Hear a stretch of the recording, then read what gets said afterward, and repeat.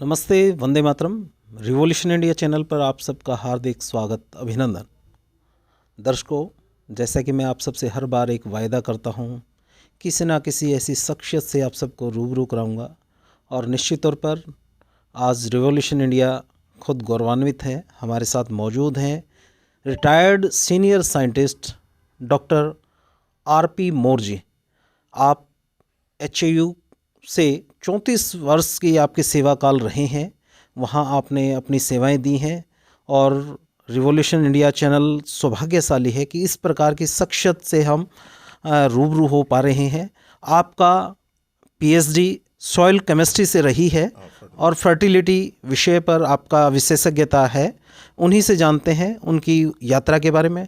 Doctor साहब, आपका पहले तो रिवॉल्यूशन इंडिया चैनल पर हार्दिक स्वागत, अभिनंदन। स्वागत है जी, बहुत बहुत शुक्रिया आपका जी। डॉक्टर साहब, जैसे कि आपकी 34 वर्ष की सीनियर साइंटिस्ट के रूप में जो एचयू में आपकी सेवाएं रही हैं, हमारे दर्शक जानना चाहते हैं डॉक्टर आरपी मोर जी की बचपन से लेके और सीनियर साइंटिस्ट तक की जो यात्रा है उसके बारे में बताइए। सर, ऐसे है जी मैं 69 में मैट्रिक किया जी गांव बड़ौदा से, डिस्ट्रिक्ट सोनीपत में। जी मैट्रिक करने के बाद फिर एडमिशन हो गया एचएयू हिसार, हरियाणा एग्रीकल्चर यूनिवर्सिटी हिसार में। तो वहाँ पे मैं बीएससी एग्रीकल्चर ऑनर किया जी और ये 74 में 75 से 78 तक मैं पालमपुर एग्रीकल्चर, जो हिमाचल प्रदेश एग्रीकल्चर यूनिवर्सिटी पालमपुर है, मैं वहाँ पे रहा जी एमएससी मैंने पालमपुर से किया। जी उसके बाद फिर यहाँ पे यूनिवर्सिटी में एज जो असिस्टेंट साइंटिस्ट मैंने ज्वाइन किया एचएयू में। जी उसके बाद इन सर्विस पीएचडी किया मैंने एचएयू से ही। जी और मैं फिर डिफरेंट पोस्टों पर आया, जो असिस्टेंट साइंटिस्ट, जी एज एसोसिएट प्रोफेसर जी and then professor and senior professor. जी मैं फरवरी 2013 में जी रिटायर हुआ जो है ना एचएयू से। जी जी तो यही मेरा जो है ना सफ़र रहा। अब मैं तो कहूँगा कि भी एचएयू के अंदर जी मैं जितना टाइम रहा, जो फैसिलिटीज़, जी जो प्यार, जी जो वहाँ से हमारे टीचर ने, जो सीनियर साइंटिस्ट थे, जी जो वैज्ञानिक थे, जी उनसे हमें जो सीखने को मिला जी बहुत ही ज़्यादा आज हमारे वो जो है ना काम आया।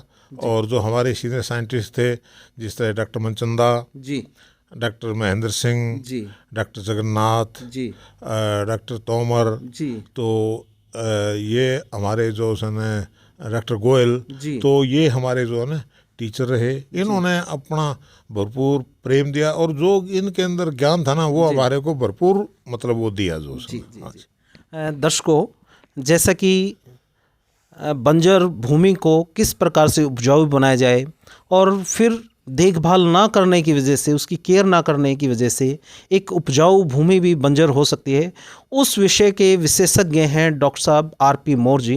डॉक्टर साहब से ही जानते हैं किसान भाइयों के लिए किस प्रकार से बंजर भूमि को उपजाऊ बनाया जा सकता है और क्या क्या कदम उठाने चाहिए, क्या क्या सावधानियां रखनी चाहिए कि ताकि हमारी उपजाऊ भूमि बंजर ना हो पाए। डॉक्टर साहब। हाँ जी सर, ऐसे है कि हमारी जो भूमियाँ हैं जी वो हम मोस्टली जो है 3 उसके अंदर कैटेगराइज करते हैं। जी एक तो सैलाइन सॉइल, लवणीय भूमि, जी दूसरी अक्षारीय भूमि, जी तीसरी जो है वो लवणीय अक्षारीय भूमि। जी जी तो ये समस्या क्या है? जी जो लवणीय भूमि की समस्या है वो हमारी, एक तो जो हम ट्यूबवेल लगाते हैं जगह जगह पे, जी उसकी प्रॉपर जांच न करवाने की वजह से जब वो खारा पानी हम खेतों में लगाते हैं, जी एक तो उससे होता है। ठीक है। दूसरा, जो हमारी भूमि खराब होती है, जी वो जो हमारा जो चोआ है, जी जो नीचे से पानी आता है, जी वो ज़्यादा साल्ट है हमारी ज़मीन के अंदर,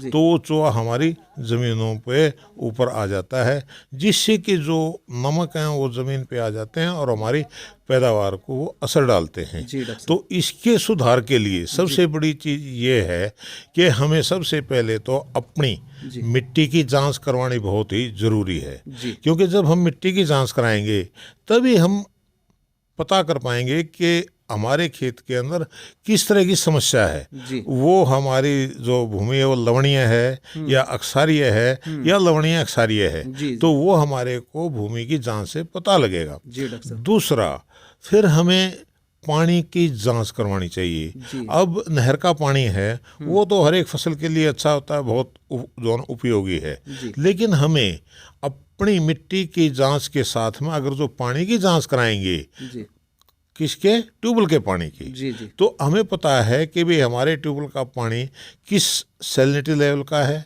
उसकी विद्युत चालकता कितनी है, उसका पीएच कितना है। जी तो हम उस पानी को कई बार, क्योंकि किसान है उसके पास नहर का पानी भरपूर मात्रा के अंदर नहीं होता, जी जी तो वो किसान को मजबूरी के अंदर ट्यूबवेल का पानी इस्तेमाल करना पड़ता है। जी तो हम इससे ये कह सकते हैं कि भी आपका पानी की सैलिनिटी या विद्युत चालकता इतनी है, जी तो आप उसके अंदर नहर के पानी के साथ मिला करके इस्तेमाल कर सकते हैं। जी या आप जो नमक सहनशील फसलें हैं जी उनको उसके अंदर ले सकते हैं जो क्या उसने। बात है।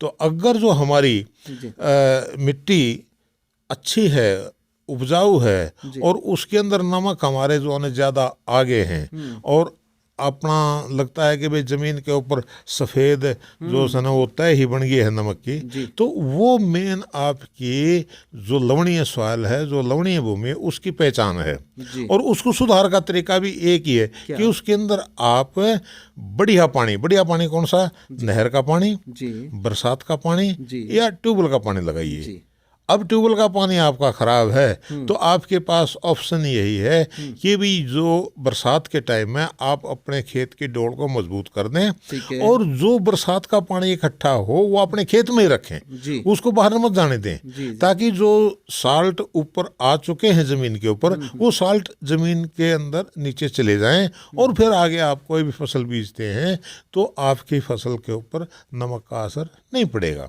जी डॉक्टर साहब। दूसरी जो है जी वो है अक्षारीय मिट्टी। जी अक्षारीय मिट्टी के अंदर क्या होता है कि इसके अंदर जो कार्बोनेट और बाइकार्बोनेट जी ऑफ सोडियम, कैल्शियम, मैग्नीशियम के होते हैं, जी लेकिन मेन जो चीज़ है इसके अंदर मीठा सोडा ज़्यादा होता है। जी जो कार्बोनेट, बाइकार्बोनेट सोडियम के हैं, उसके कारण से हमारी जो सॉइल है उसकी पीएच भी ज़्यादा हो जाती है, जी अक्सर जो खारी अंग है वो भी ज़्यादा हो जाता जी। है। तो अब उस सुधार के लिए, उस अक्षारीय मिट्टी के सुधार के लिए हमें सबसे पहला स्टेप वही है कि अपनी मिट्टी की जांच करानी पड़ेगी, जी। ताकि हमें पता लगे कि इसकी जो मिट्टी है हमारी, इसकी कितनी विद्युत चालकता है, जी कितना इसका पीएच है, जी कितना इसके अंदर दूसरे जो नमक हैं उनकी मात्रा है। जी नमक की मात्रा के बारे में, पीएच और इसी जानने के बाद में फिर हम इसके सुधार के बारे में बताएंगे कि भी किस तरीके से आपने इसके अंदर क्या करना है। जी अगर आपके खेत के अंदर नमक की मात्रा ज़्यादा है जी डॉक्टर साहब। तो आप लीच कर सकते हैं साल्ट को नहर के पानी से या बरसात के पानी से। ठीक है डॉक्टर साहब। अगर आपकी मिट्टी के अंदर जी सोडियम कार्बोनेट और बाइकार्बोनेट की मात्रा ज़्यादा है जी तो उसके लिए आपको जिप्सम का प्रयोग करना पड़ेगा, क्या बात है। क्योंकि जिप्सम ही एक ऐसी चीज़ है जो कि जो एक्सचेंज कम्प्लेक्स है, जो सॉइल के ऊपर जो हमारे सोडियम और जो दूसरी जो चीज़ें बैठी हैं जी उनको जो है हम जिप्सम के अंदर, कैल्शियम सल्फेट फार्मूला होता है जिप्सम का, जी तो कैल्शियम सल्फेट अगर ये जिप्सम हम डालेंगे तो वो जो है ना हमारे एक्सचेंज के ऊपर कैल्शियम आ जाएगा, और सोडियम जो हमारी सॉइल जो जोन है, जो रूट जोन है, उससे नीचे चला जाएगा। जी तो इससे हमारी जो अक्षारीय भूमि है उसका सुधार हो जाएगा। जी तीसरी भूमि है हमारी लवणीय और अक्षारीय। जी वो लवणीय भी है और अक्षारीय भी है। तो इसके लिए हमें क्या करना पड़ेगा, इसके लिए हमें सबसे पहले क्या करना पड़ेगा कि जो साल्ट हैं ज़मीन में जी उसको लीच डाउन करना पड़ेगा, जी क्योंकि साल्ट कौन से हैं उसके अंदर, क्लोराइड और सल्फेट के साल्ट हैं, कैल्शियम और मैग्नीशियम के। जी जो वो साल्ट हैं calcium sulphate, magnesium sulphate, sodium sulphate, calcium chloride और कैल्शियम सल्फेट और जो ये अपना सोडियम सल्फेट, सोडियम कार्बोनेट, तो ये साल्ट जो है ना वहाँ पे हमारी ज़मीन के अंदर हैं। तो हमें इनको पहले तो लीच डाउन करना पड़ेगा, और लीच डाउन करने के लिए भी यही करना पड़ेगा कि आप अपने खेत के चारों तरफ मजबूत डोल बनाएं। जी जब मजबूत डोल हो जाएगी तो उसके बाद में उसके 4 पार्टीशन कर दें, खेत के छोटे छोटे पार्टीशन कर दें, और उसके अंदर जो डोल की हाइट है वो आधा 1 फुट रखें, ताकि खेत का पानी खेत के अंदर ही रहे और वो साल्ट जो है ना वो नीचे लीच डाउन हो जाएंगे। उसके बाद में फिर आपने उसके अंदर जिप्सम की मात्रा ऐड करनी है। वो कितना जिप्सम डालेंगे वो आपको सॉइल टेस्ट बेस पे ही पता लगेगा। जब आप मिट्टी की जांच करा लेंगे तभी आपको हम ये कह सकते हैं कि भी आपको इसके अंदर जो है ना 1 क्विंटल जिप्सम की ज़रूरत है या 1 टन जिप्सम की ज़रूरत है। खाली मतलब यूं कि भाई हम ऐसे ही बैठ के तुक्का मार दें कि नहीं इसके अंदर तो भाई 4 कट्टे जिप्सम के तो 5 कट्टे जिप्सम, नहीं, एक्चुअल अमाउंट आपको जानने के लिए मिट्टी की जांच करानी पड़ेगी। और उसके लिए अपने यहाँ पे डिस्ट्रिक्ट लेवल के ऊपर भी सॉइल टेस्टिंग लैब हैं और अपना जो हरियाणा एग्रीकल्चर स्टे हिसार है, डिपार्टमेंट सॉइल साइंस के अंदर अपनी सॉइल टेस्टिंग लैब है। तो उसमें आप अपना जांच करा के मिट्टी की, और उससे आप अपनी ज़मीन का सुधार कर सकते हैं। दूसरा, उसमें आप जो फसलें लवण सहनशील हैं उनकी बिजाई कर सकते हैं। जैसे आपका जो है ना ये जौ है, जौ ज़्यादा नमक को सहन कर सकता है। ठीक है डॉक्टर साहब। और जितनी दाल वाली फसलें हैं वो नमक को सहन ही नहीं कर पाएंगी। आज जैसे हम देख रहे हैं कि अपने हरियाणा के अंदर पहले चना और दालें वाली फसलें बहुत ज़्यादा होती थी, लेकिन आज वो जो उन्हें होनी बंद होगी। उसका कारण क्या रहा? उसका यही रहा कि भाई हमने नमक का पानी इस्तेमाल किया ट्यूबवेल का, और वो जो साल्ट था वो हमारे रूट जोन के अंदर इकट्ठा हो गया, और दाल वाली फसलें वो ज़्यादा नमक सहन नहीं कर सकती। तो इसीलिए हमारे यहाँ आपने दाल वाली फसल बीज दी, लेकिन वो थोड़ा सा बढ़ेगी लेकिन उसके फल नहीं आएगा जी। तो ये कारण सबसे बड़ा है कि आपको अच्छी पैदावार लेने के लिए अपनी मिट्टी पानी की जांच करवानी बहुत ज़रूरी है। और जैसे अपना मिट्टी की जांच है, ऐसे ही पानी की जांच भी है। आप अपना कोई भी जब भी आप ट्यूबवेल लगाते हैं, नया ट्यूबवेल लगाते हैं, तो नए ट्यूबवेल के अंदर आप 3 घंटे उसको चलाइए जी। उसके बाद में 1 बोतल के अंदर जो है ना वो साफ बोतल के अंदर पानी भर के और वो लीजिए, उसकी जांच कराइए। तो उससे आपको पता लग जाएगा कि जो मेरा खेत जो ट्यूबवेल का पानी है उसके अंदर नमक की मात्रा कितनी है। अगर आपका पानी की विद्युत चालकता 2000 से कम है तो इसका मतलब हमारा पानी सेफ है। 2000 से 4000 तक विद्युत चालकता है तो वो पानी हमारा सैलाइन शुरू हो गया, यानी कि लवणीय शुरू होगा जी। और जैसे जैसे विद्युत चालकता बढ़ेगी हमारे पानी के अंदर नमक की मात्रा बढ़ती चली जाएगी जी। तो इसका भी यही है कि आप मतलब एक ब्लैंक रिकमेंडेशन ये नहीं कह सकते कि वे आप जो है ना 35 किलो जिप्सम डाल दिया पर इसी के हिसाब जो है ना पर RSC के हिसाब से, उसके हिसाब से नहीं। एक्चुअल जांच करा के आप खेत में जिप्सम डालिए, आपकी पैदावार भी ठीक होगी और आपका पैसा भी बचेगा जी। क्योंकि जो पैसा आप अंधाधुंध जो है ना इसके ऊपर जिप्सम के ऊपर खर्च कर रहे हैं और वो कर रहे हैं, कोई कहता है 5 कट्टे डाल दो, कोई कहता है 10 कट्टे डाल दो, कोई कहता है 15 डाल दो, नहीं, आपकी जितने रिक्वायरमेंट है आप उसी हिसाब से जो है ना उसके अंदर डालिए। जैसे आपको 2 रोटी की भूख है तो आप 2 खाएंगे, अच्छा लगेगा। अगर आप 4 खाएंगे तो आपको जो है वो परेशानी करेगी। तो इसलिए आपको पैसा बचाना है और साथ में एक साइंटिफिक वे से आप अपनी खेती करनी है तो आप भूमि की जांच जरूर कराएं। और भूमि की जांच हम 3 एस्पेक्ट के लिए मेन करते हैं जी डॉक्टर साहब।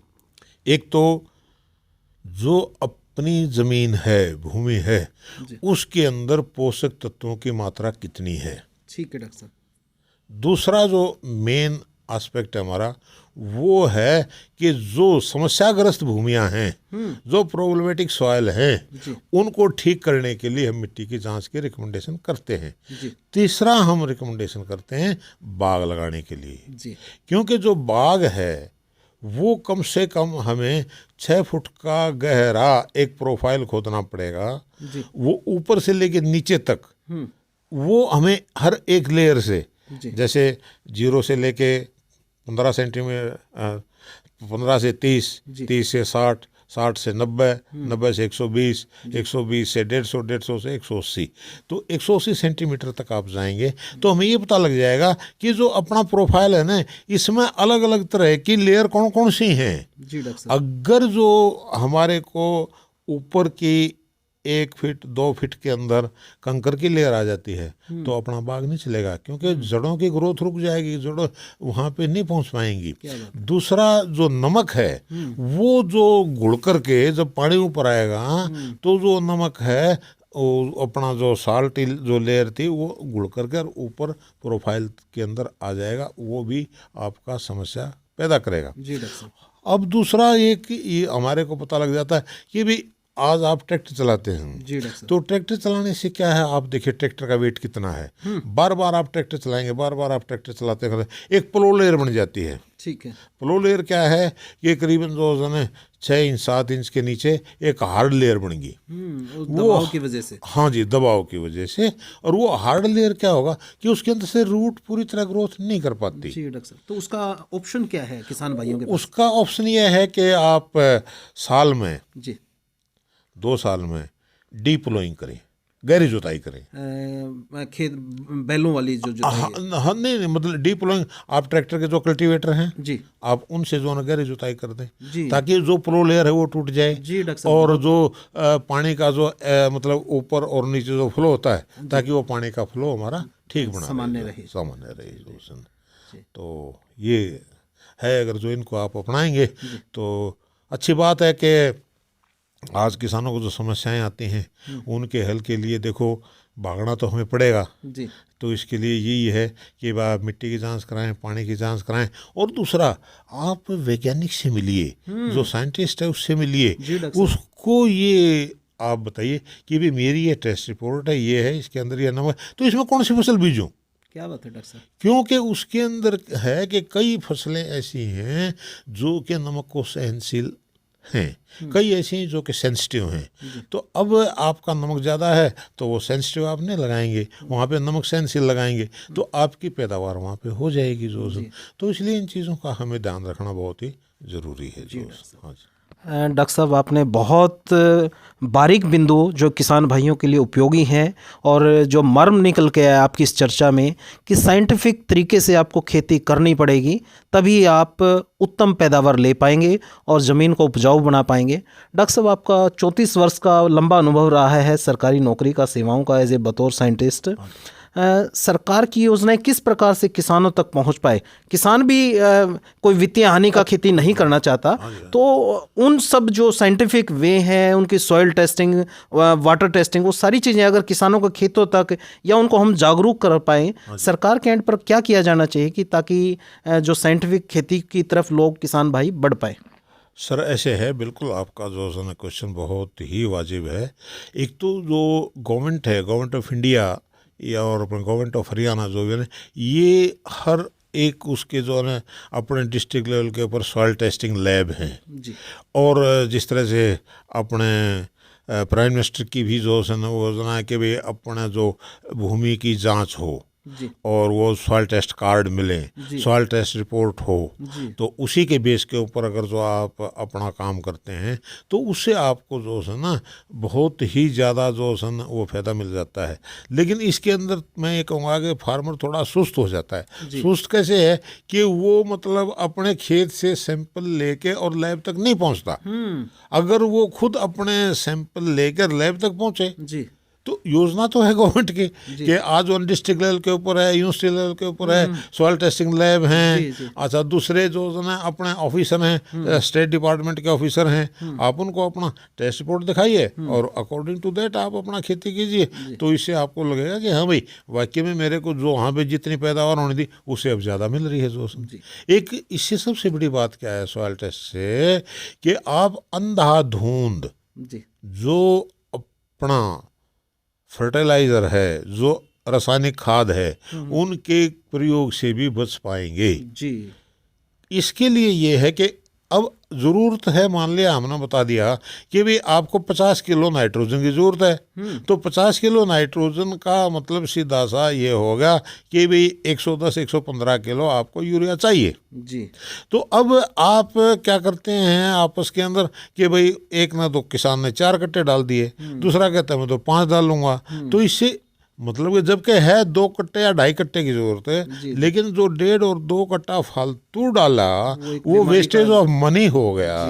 अगर किसान इस तरह से अपना खेती करे, वैज्ञानिकों के साथ मिल करके, अपने डिपार्टमेंट एग्रीकल्चर के जो साथी हैं उनके साथ मिल करके अगर जो खेती करे तो उसको निश्चित है फ़ायदा होगा, पक्का होगा जी। डॉक्टर साहब, आपने बहुत उम्दा जानकारी मुहैया कराई है। हम जानना चाह रहे हैं, ठीक है किसान किसी समय वो सुस्त हो जाते हैं, लेकिन डिपार्टमेंट, सरकार और साइंटिस्टों का भी किसी ना किसी तरीके से उनको जागरूक करने के लिए जो किसान पाठशालाएं हैं वो डिस्ट्रिक्ट हेडक्वार्टर से गांवों के स्तर पर या ब्लॉक लेवल पर अगर आयोजित की जाएं तो निश्चित तौर पर परिणाम कुछ बेहतर मिल सकेंगे।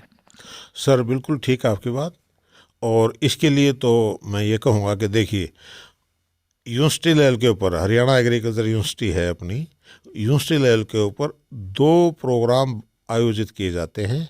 एक तो है फार्म दर्शन जी और एक है किसान मेला। क्या बात है। किसान मेला जो है वो मार्च के अंदर होता है और फार्म दर्शन सितंबर अक्टूबर के अंदर होता है।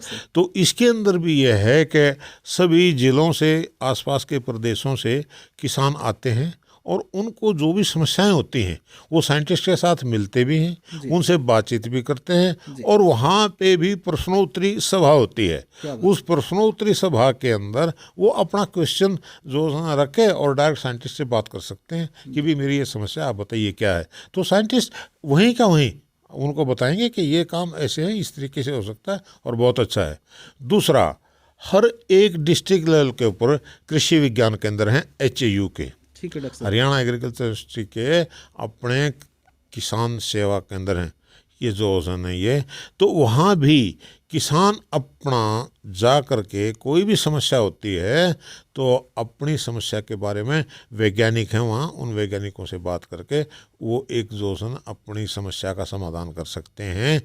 तीसरा, जो डिपार्टमेंट एग्रीकल्चर है उनके भी जो ADO हैं या दूसरे और हैं तो उनके भी जो अपना अलग अलग प्रोग्राम चलते हैं, किसान पाठशाला का है या दूसरा जो मिनी किसान मेला है, और जो ये अपना क्या बोलते हैं फसलों की जो प्रदर्शनी है तो वो भी इस तरह से करते हैं। तो किसान को आज ये कोई वो नहीं है कि भाई हम कहें कि नहीं, नॉलेज है किसान के पास भी, लेकिन बात सिर्फ यही आती है कि वो कितना उसको अपने प्रयोग में ला सकता है। जो बाकी ज्ञान की कमी नहीं है, साइंटिस्टों की कमी नहीं है, साइंटिस्ट भी पूरी तरह गाइड करने के लिए तैयार हैं, डिपार्टमेंट एग्रीकल्चर है वो भी पूरी तरीके से तैयार है।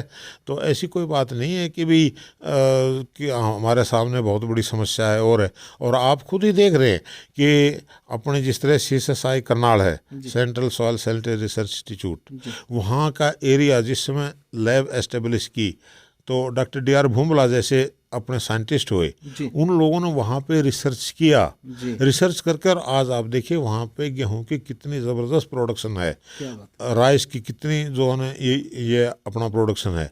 तो इसी तरीके से यूनिवर्सिटी लेवल के ऊपर भी डिफरेंट प्रोजेक्ट के ऊपर काम होते रहते हैं कि भी कोई भी समस्या आती है किसान के पास से, उसी समस्या के ऊपर प्रोजेक्ट बना के और जो साइंटिस्टों अपना काम करते हैं और फिर उसका 2 साल में, 1 साल में, 4 साल में जो रिजल्ट निकलता है वो फिर अपने वर्कशॉप होती हैं, रब्बी वर्कशॉप और खरीफ की वर्कशॉप, उसके अंदर साइंटिस्ट और डिपार्टमेंट एग्रीकल्चर के जो अपने मेंबर हैं, जो अपना ये कार्यरत हैं जी जी कर्मचारी, जी वो आपस के अंदर बैठ करके और फिर एक वे आउट निकालते हैं कि भाई इस मेरे एरिया के अंदर इस तरह की समस्या है, तो उसका हल कैसे किया जाए।